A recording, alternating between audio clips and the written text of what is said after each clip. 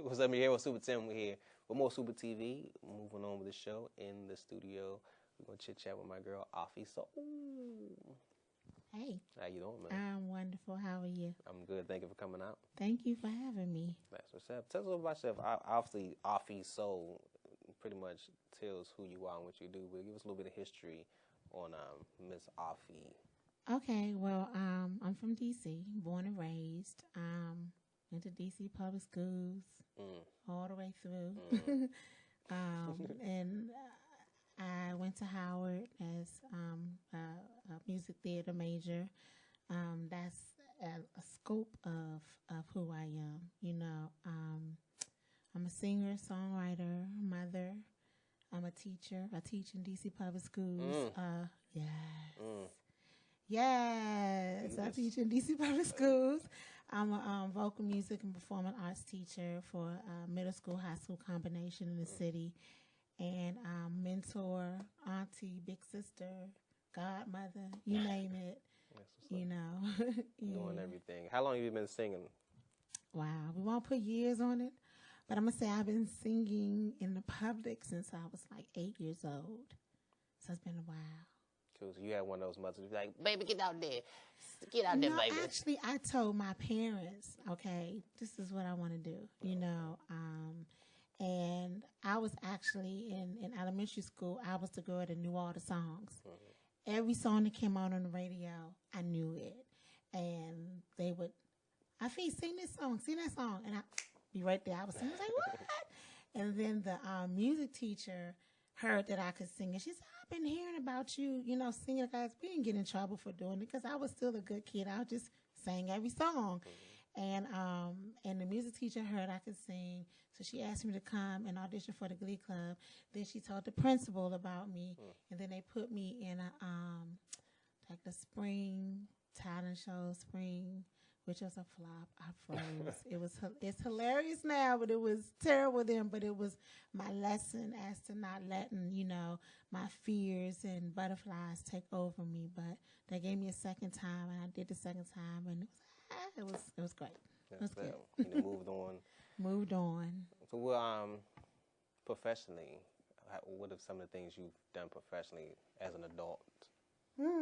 Wow, that's a lot. Okay, so my first big break was my first single, "Baby It's Cold Outside." We were talking about that earlier. It was featured on BTJ at that time. Now it's what, Centric? No. I think so. Yeah, now it's Centric, and it was also featured on VH1 Soul, and then MTV. They have a television website too. They picked it up too, and it was on regular rotation on all of those. Sometimes you still can catch it, and it's funny to say throwback programming. It's funny, but so that, and then I did a tour soon after the video was released with, it was called the Seagrams Tour. Okay. It was Little Mo was on there. Who else was on that tour? It was Little Mo. Oh, Raheem Devon was on there.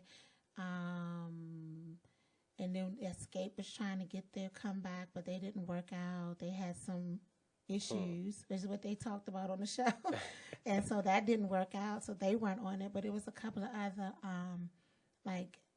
artists that were on it. And I did the East Coast leg, so that was, really exciting for me. And done a lot of stuff. Travel, performed in Africa, performed in the Caribbean, East Coast, West Coast, South Side, DC, U Street, you name it. I've done a lot. New York, yeah. So what's it like the local scene? Like, we talk a lot about the go-go scene and the hip-hop scene. Like, being a R&B singer, what's it like kind of maneuvering your way locally? Well, it's getting a little bit more difficult. When I first started singing, during the time when Baby It's Cold Outside, when I say first started singing, when it started to become more popularized was the time when the quote unquote neo soul was getting popular. You had Erykah Badu, you had D'Angelo, you had Angie Stone, you had all of these fly artists who were coming out. You know, I was a babe to them, but they were open NDIRE. They were opening doors for people like me. And at this time, U Street was just getting renovated, right? So everywhere on U Street, and their home. Bless you. It's okay. And during this time, everybody was trying to revitalize the historical musical scene. You okay? I'm good. Okay. The historical musical scene of U Street. And so their thing was to bring the new music. And so every club, every place on U Street had gigs, had shows, you know, Bohemian Canvas, which is now closed. I'm very sad about that. And just a bunch of clubs up and down. So it was hot. Like, I mean, I was performing at least, I would say at least about 8 or 9 times a month in the city alone.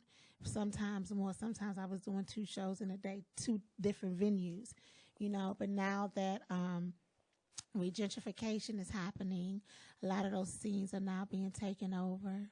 A lot of the clientele is changing.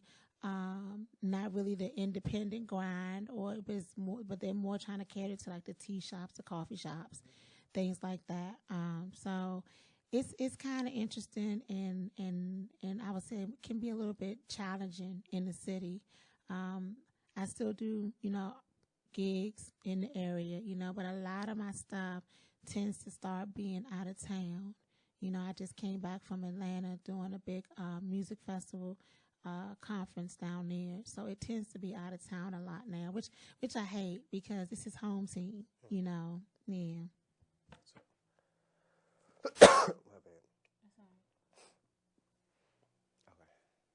You okay? Yeah, I'm good. Just had to get this cough. It's hard trying to hold in a cough. Oh my I goodness. know. I see your eyes tearing. I'm sorry. Okay, I'm here with SupaTim.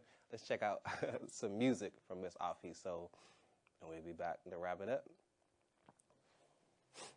Bill, can you grab that juice right there for me?